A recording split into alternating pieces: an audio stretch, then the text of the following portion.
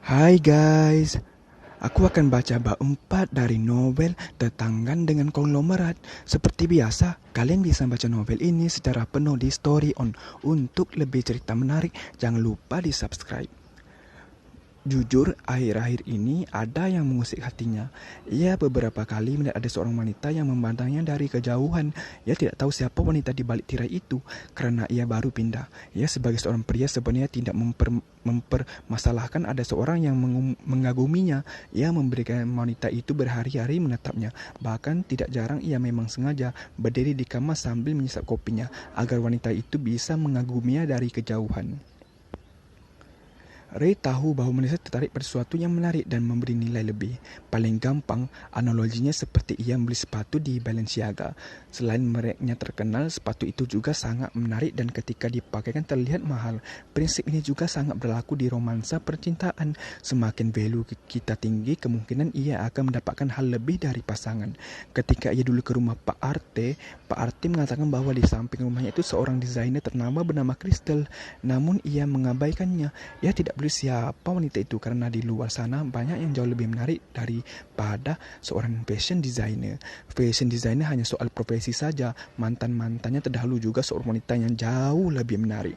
Mulai dari artis ternama, selebgram hingga seorang entrepreneur. Sekarang ia tanpa sengaja mendapati wanita itu sedang berdiri sambil memegang ponsel.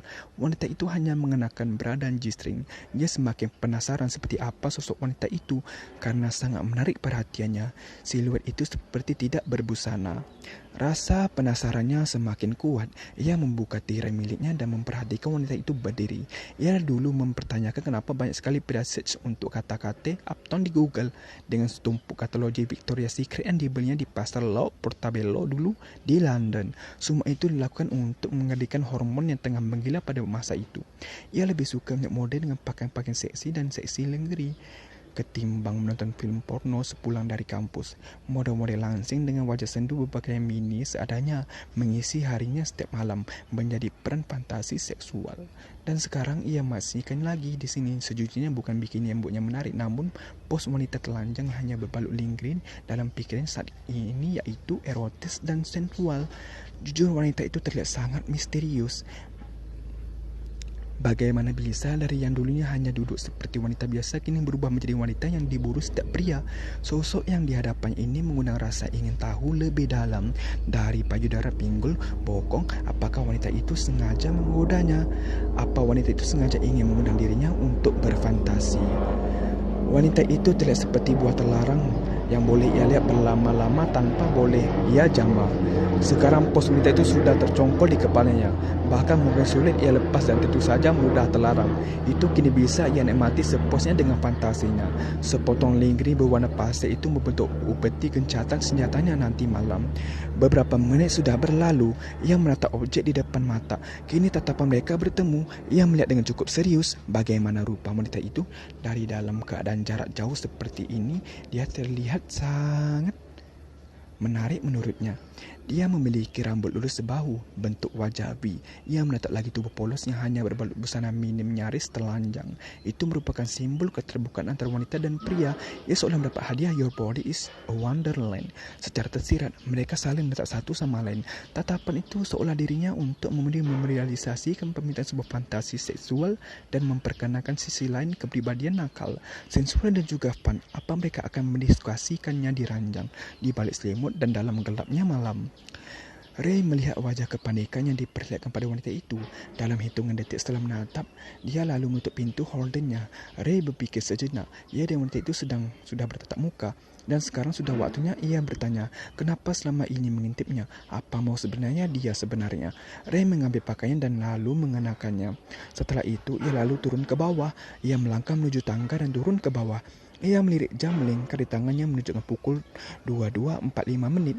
Ia memberikan diri untuk menghampiri wanita secara langsung. Ia keluar dari rumahnya, berjalan menghampiri rumah berpagar tinggi itu.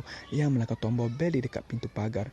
Ia menunggu beberapa menit hingga sang penghuni rumah membuka pintu untuknya. Tidak butuh waktu lama, ia menunggu. Ia memandang seorang wanita mengenakan daster sedang membuka pintu pagar. Ia yakin wanita itu asisten di rumah ini. Selamat malam. Selamat malam juga. Mau cari siapa, Pak? Tanya Rama. Ibunya ada. ucap Ray. Ia sebenarnya tidak tahu siapa wanita itu. Ibu, tanya Bibi bingung. Iya, Bibi paham siapa yang disebut ibu itu. Oh, non Kristal ya pak. Iya, saya tetangga sebelah mau bertemu dengan Kristal. Ucap dia tenang. Ia baru ingat bahwa nama wanita itu bernama Kristal. Silakan masuk, ucap Bibi. Ray lalu masuk ke dalam. Ia melihat ke dalam rumah ini ternyata cukup luas. Ada mobil BMW berwarna putih yang terparkir di sana. Ray lebih baik menunggu di teras itu. Kalau boleh tahu bapak namanya siapa? Tanya Bibi lagi. Bilang saja Ray, tetangga sebelah, ucap Ray lagi. Baik pak, Bibi panggil non Krista dulu. Raya melihat Bibi sudah menghilangkan dari balik pintu yang masih memperhatikan rumah ini. Rumah ini tidak terlalu besar, terlihat mungkin menurutnya. Namun ia tahu bahwa konsep rumah minimalis dengan halaman yang luas nampak terlihat sangat asri. Bahkan taman-taman tertata dengan baik. Beberapa menit menunggu, kemudian ia memandang seorang wanita mengenakan pakaian baju tidur berbahan satin berwarna merah. Kulit putihnya terlihat sangat kontras dengan baju tidurnya. Kini mereka saling berpandangan satu sama lain. Ray memperhatikan struktur wajah wanita itu. Dia memiliki wajah berbentuk V yang terlihat natural. Hidung kecil namun muncung dan bibir penuh. Kebanyakan wanita yang ia kenal memiliki rambut bergelombang dengan warna merah kecoklatan dan wanita itu memiliki rambut warna hitam gelap sebahu. Dia terlihat sangat fresh.